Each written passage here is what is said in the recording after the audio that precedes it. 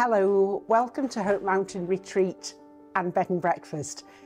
We'd like to welcome you on one of four of the vegan workshops that we're doing. Here at the retreat, we have bed and breakfast accommodation. We do other sorts of all different types of courses, and we just want to try and showcase what vegan food is today.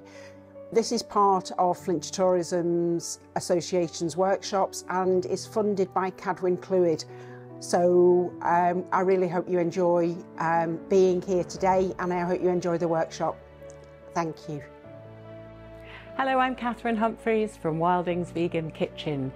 I'm about to start our second of four workshops that have been funded by Cadwyn Clwyd, aimed at showing vegan cookery to members of the Flintshire Tourism Association. So today we're going to focus on breakfasts and brunches, and we're going to be cooking and demonstrating a selection of 6 different meals, which give you plenty of options to choose from if you have vegan guests coming to stay. So we're going to be covering layered chia pots and apple bircher, which are nice cold dishes that you can prep in advance.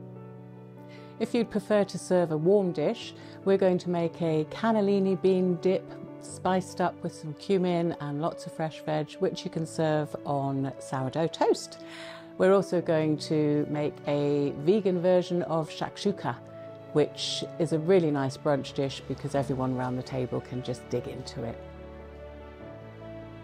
So the first thing we're going to look at is chia seed pudding. So if you haven't worked with chia seed before, I'm sure you have, but really nutritious. But what not everyone knows is that you must soak them first to get the nutritional benefits. I see so many people go, oh yeah, sprinkle it on everything. But actually you're not getting the nutritional benefit. It needs to swell in order to be useful for your body. So you only need to do about a tablespoon per person. We're just going to make a little bit today to show you what happens. Now the really important thing is to keep it moving once you've added the milk initially, because otherwise it can have a tendency to clump. So it goes in as little seeds, and just for the first few minutes it will start to puff out really quickly, and it will kind of get a bit frog spawny quite soon. A lot of people don't like it because it's an interesting texture. It goes very gelatinous. Anyway, so I'll come back to that every few minutes just to make sure we don't get any of those hard clumps forming. So really this is just a case of layering it, making it look pretty. As I say, this will get a little bit more solid as we go. But what I tend to do, now you can go super fancy and you can line the whole glass. If you have slices of kiwi or strawberry, you can literally press them around the glass so that you get this lovely lovely border in your glass. But for now we're just going to pop in some fruit. I tend to layer it with some Alpro, vegan Alpro vanilla yogurt. So you've got a little bit of sweetness coming in. I haven't sweetened the chia. So I've just gone for some lovely summer fruits, strawberries and blueberries and watermelon. Thank you.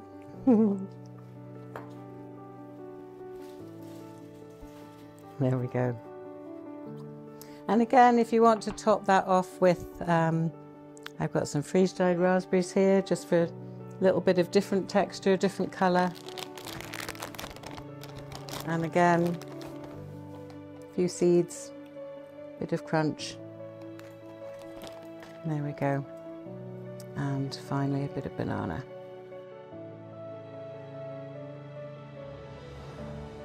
So next we're going to make the shakshuka. And I'm just going to pop a bit of olive oil in. Have you all done shakshuka before? Yeah, okay. So traditionally it's a tomatoey, oniony, peppery dish that's baked in the oven with whole eggs broken in. That's my interpretation, and yeah, I'm going to be checking with you now. But obviously we're going to use the vegan version without the eggs. Those of you who came to the afternoon tea workshop will have seen the clever tricks you can do with special seasoned salt and tofu in terms of egg. When you serve shakshuka, it's quite often done in a large pan that's delivered to the table, and the idea is everyone can just help themselves from the middle, because then you get the effect of the eggs sitting around the pan, and you can dunk into it with some nice bread, and it's a really tasty, again, pretty healthy option. Okay, so we're just going to pop in some yellow pepper.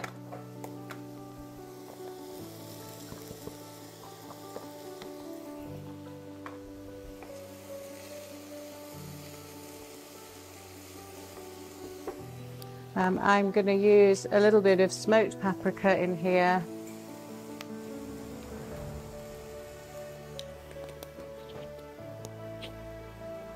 And a bit of ground cumin.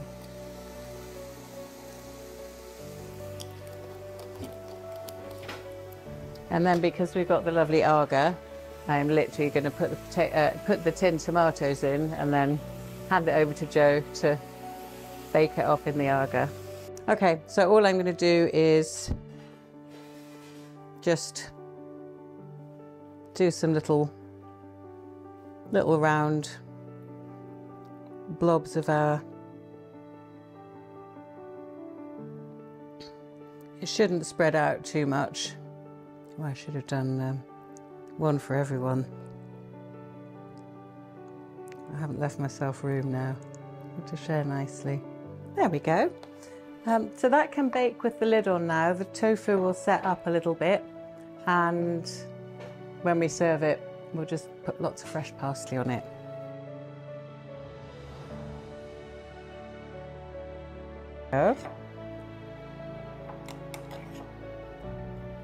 Oh, my word, sorry. That's the trouble, you try and do things quickly. Yeah, I'm going to just spread it a little bit, partly so it's easier to eat and you don't get one whole blob. So yeah, I mean, we've used a feta slightly tasting cheese, but you could use anything. Just checking that I haven't forgotten to put anything on this. Greek salad, pine nuts and micros, yep. So we're just going to do like a little mini Greek salad next to it. But obviously when you're plating these in full-size format, you can be a little bit more generous with your toppings. There we go.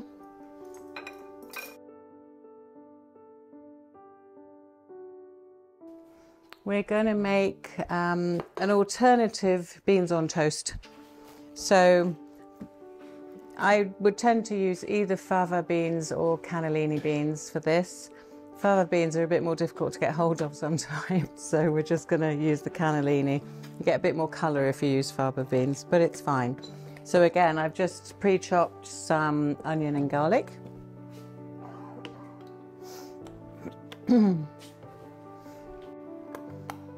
Okay, now normally we'd either chuck this down the sink or use it to whisk up meringues or mousse or something, the aquafaba. Actually, in this recipe, we're gonna use some of the water in with the beans. In fact, I think probably we're fine with one tin in this pan. Otherwise, we're gonna get a bit busy. So we'll put some of our water back in. And we're just going to leave this to simmer for a few minutes, just until the flavour infuses and we can mash the beans a little bit. We'll pop some salt and pepper into there as well.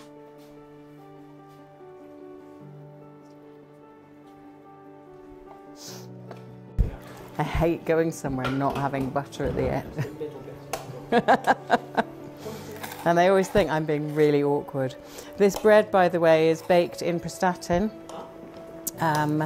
by Rough Edged Bakehouse. Absolutely wonderful sourdough. This is his seeded sourdough, and I love it.